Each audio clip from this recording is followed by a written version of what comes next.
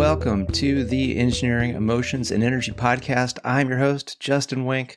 Today, very, very important topic, something you might not have considered. How is impacting everything that you're trying to accomplish in life? There is a secret word that is undermining all of your efforts, everything you're trying to do, because this one word that you probably use every day, and you probably don't even know the number of times that you're using it, whether it's conscious or unconscious. Once I bring this word to your attention, you are going to just go, oh my gosh, this has been one of the big things. So you're going to pay attention. You're going to find out how, not necessarily easy, but just how this permeates. And then once you're aware of it, you're going to be able to start to work with it. So I'm going to share with you what the most dangerous word is that's in your vocabulary and the gotcha that is preventing you from seeing how this is impacting you such a really, really deceptive way, because we all do this. And it's something that people just say all the time. And the other thing is, a lot of people aren't even conscious that they are doing it. So that's why I really encourage you to listen very carefully to this episode. And I'm going to be recording these a little bit early because I'm getting ready to go on a self-meditation retreat where I'm found a little place out on some nice acreage, and I'm just going to be kind of on my own, detach, and really just get some time to be in silence and with myself, not be sort of the world, just be living in the world. And so when I get back, I'm sure I'm going to have some really great stuff to share for you. But right now, I got some really good stuff to share on the most dangerous word. And you might be asking, Justin, what is the word? That's not it. It's not what. Now, this can be a little bit like the Abbott and Costello who's on first routine. I'm not sure, was this like the 30s or the 40s, where it seems like who's on first? And exactly. No. What I want to know is who's on first. Yes, exactly. What's on second? I don't care. I want to know who's on first. Well, it's who. Well, what? What? No, what's on second? I don't know what you're talking about. No, I don't know who's on third. So this is not a who. This is not a what. This is not even a how. This is something that you might not have known before, but now you're going to know really, really easily. It's going to be really easy to spot. The most dangerous word that you have in your vocabulary is why. Now, why is why so dangerous? Because when we ask our mind a question, it inherently goes to work to get us the answer. This is why, have you ever had the occasion where you're talking with someone and you want to remember the name of a movie, but it just slips. It's got that guy, Nicolas Cage, and he's in a plane, and Steve Buscemi's there, and there's this really creepy scene with a little girl, and you can't remember the name for the life of you. You know all about the movie except the title. And then you go about, you let it go, and you're talking about, the hummus, how fantastic it is, but you prefer, red pepper hummus over this garlic hummus that you got. And then all of a sudden, boo, Con Air. The movie was Con Air. Why?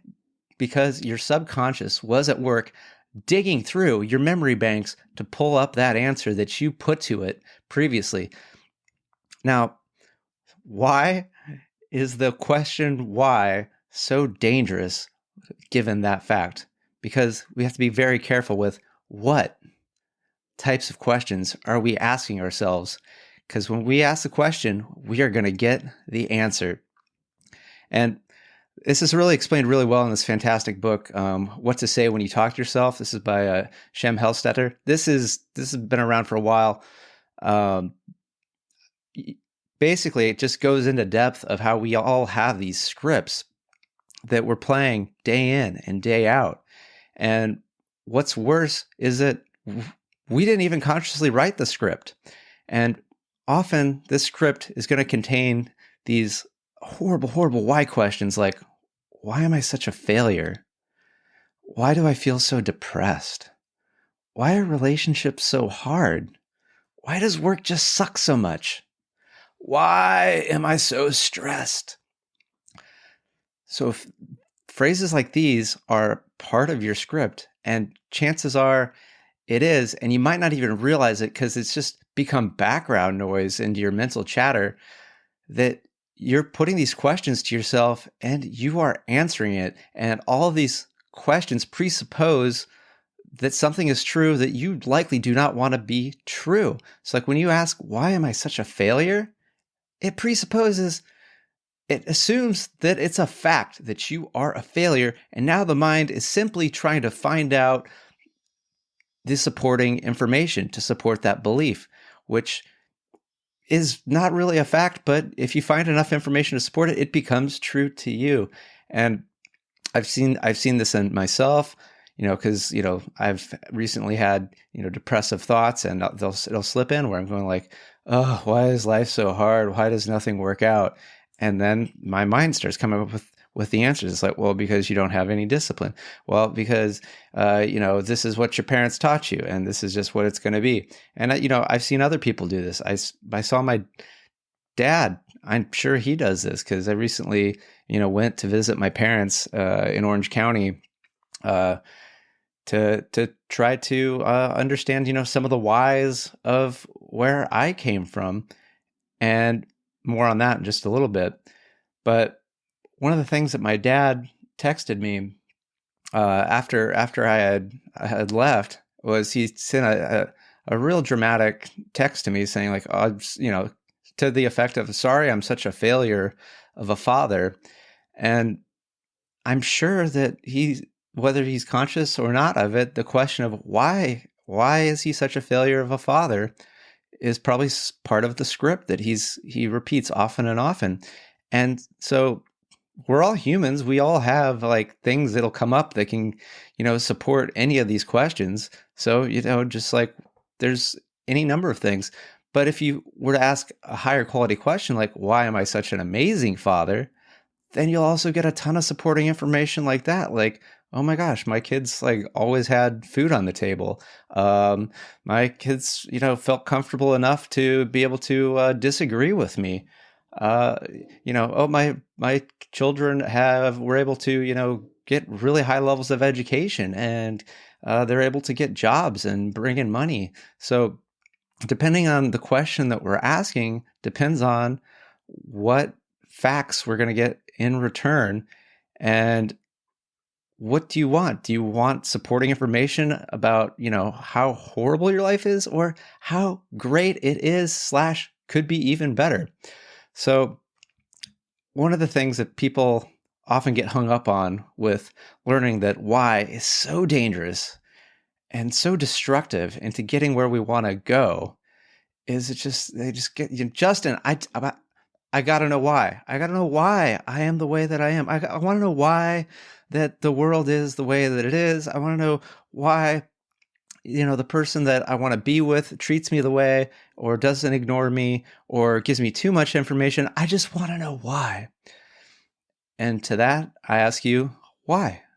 Why do you want to know why? Because play this out. Does knowing why ultimately change anything? So one of the reasons why I went back to go and visit with my parents was one of the things that I felt called to do was to sort of just get a history of my family and, where they came from, just get some of the facts on the table and understand the story of, where does my dad lie, and, with amongst his brothers and sisters, and, where did his parents come from, and same thing on my mom's side, and then just try to understand, well, where were they coming from? And it definitely was helpful to, get that empathy and realize like, yeah, they had challenges, they had difficulties. And there was one story that my mom was kind of telling me. It was about, I must have been, between 1 and 3. And that's the other thing, is people's memories start to get really fuzzy, and you're not necessarily going to get the truth because everyone has a different recollection. There were times where I'd ask my dad one thing and my mom something else, and they didn't really line up. But it's not that one was lying and one was telling the truth. Just we all filter things through our emotions and our experiences and our current awareness. And sometimes we're just not paying attention, right? Like, this was, 30, 40 years ago. So it wasn't like they were on the iPhone, but that we've, as humans, have been amazing at coming up with distractions to distract us from whatever might not be what we really want to be thinking about. And why is a really great distraction from what is and what would you want it to be. So if you were to know why, what would that change? So one of the events that really stuck out, as I was telling you, that my mom mentioned was at some point I just got this inkling that, well, maybe something happened to me when I was like 2. I don't know what. Somewhere around there, plus or minus a year, right? Who knows exactly? And she told me one story of, I think, her and my dad must have been out for, something, date night, I don't know. And they had left me with a babysitter's house or whatever. And she said she'd came in and that I wasn't easily available for whatever reason. I didn't, come running. I'm going, mommy, so good to see you. That she had to go scour around the house and found in a bedroom, I was hiding under a bed looking really, really scared. So there's a little bit like, whoa, what happened? And I realized it doesn't matter what happened because lots of stuff happens, to all of us. And if I knew that something specific happened, what necessarily would that do for me or anybody? Because other than just being sort of an intellectual curiosity, knowing if something horrible, and maybe nothing horrible really happened, maybe a noise in the house spooked me for whatever, because I was, a sensitive 2-year-old. Who knows, right? So knowing why things are the way they are, it doesn't change what they were. It doesn't change how they are, and it doesn't change how things can be. In fact, it's actually worse because by asking why are things like they are, you're just repeating your past in the present. So you're perpetually having what you've already had by asking why is it the way it is. Your subconscious just answers, and then you get what you've got, and you will not get what you haven't had because you're not asking a question, which opens up to the possibility of what you have not had yet, which requires a different type of question. And I don't think we're going to get to it today because I really want to keep these episodes sort of like bite-sized, like little chunks for you to like nibble on and go, that's good. And I also want them actionable. So I want so you can listen, and I want so you can get something, take it away, because I really want you to have less stress in your life. I want you to have better connections, better relationships, and I want you to have that impact in your world. And if you're busy asking, why is it just not working out for me?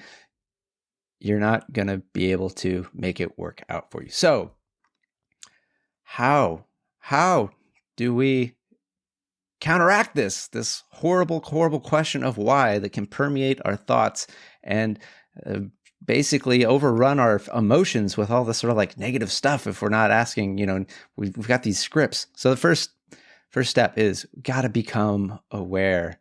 You got to start noticing the thoughts. So if you're not feeling like so hot, like you're just like feeling a little down or maybe a little angry or maybe even physically sick or there's something hurting, start paying attention and noticing what kind of question might be coming up, and almost on autopilot, just like, oh, why is this so hard? Or why am I such a fuck up? Why is she always annoying me? Why is he just seem to be such an idiot? So just start to be aware. So that's step one. And so you could even just spend like a day looking out for your whys. Because I don't know. So I'm laughing because so often you hear like, well, you got to know your why in doing something. Like what's motivating you. Why do you want to start your own business? Why do you want to be like the best engineer in the world? And so that's starting to get into the more high level, like going towards something. But if we don't take care of this sort of underlying why that's cutting us off at the knees, that why isn't even going to have a place to take hold. So this is really, we got to be aware of the rocks that are in our soil, and we got to like start getting rid of these. So maybe you've identified some, such as like, why am I such a failure? And basically there's an assumption that you are a failure, and now you just want to know the supporting information. You're asking yourself to come up with a case against you. And the brilliant being that you are, you will find so many reasons of why that is true. So the trick here is to amend the question as soon as you notice that the question has been asked. So, because one of the things that in What to Say When You Talk to Yourself, a big part of that is to sort of like recreate new scripts and things like that, and so that you basically program yourself with helpful things that you'll be muttering, sort of unconsciously. And that can be, I'm not saying don't do that. I'm just saying I've tried it. It is challenging.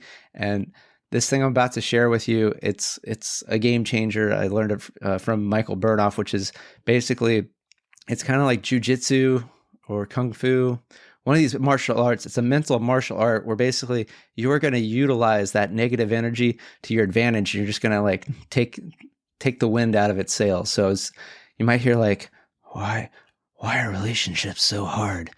Then you just go, except for when they're fun. So you've taken the energy away from that destructive, why are relationships hard? And you've appended, except when they're fun. And does that question even make sense? No, but that's way better than the why are relationships so hard? And then it's like, well, because you were always a shy person, you're physically, could be a little bit more attractive, and you just pick bad people to be around. Like, that's the kind of stuff you're going to get when why are relationships so hard? But when you append, except when they're fun, blank space. Now you can do and think whatever you want. So let's do a couple more of these. So like, why am I such a failure? Except when I'm not. Why am I so out of shape? Except when it's easy not to be out of shape. Why does work suck so much? Except for when it's super easy to be at work. So get aware, start to notice your own whys that are subtly, silently destroying your dreams. That's what they're doing. And then once you're aware of kind of maybe your top 4 or 5, the whys that are fucking your shit up, what can you amend to sort of like take the power out of that? And I think that's where I'm going to end today's episode, because I've got even more advanced use of whys. So this is just the why defense, but we got to get on offense. We need to use why for our own benefit. And that's what I'm going to get to in the next episode. So hit me up. Make sure you're subscribing. If you love this show, rate me 5 stars or whatever the max is on whichever platform. If there's something that could be done better, please don't rate me low. I don't even know how... I don't know how to come back from that. No, not emotionally. Emotionally, I'll be fine. But, just let me know. So find me on Facebook, Justin Wenck, WENCK. I'm on Instagram. I'm on LinkedIn. Get a hold of me. Let me know what could be done better. What are some topics you're interested in? And make sure that you're subscribed so that you can get the exciting conclusion of how to use the most dangerous word, which is why. All right. Thank you and good day.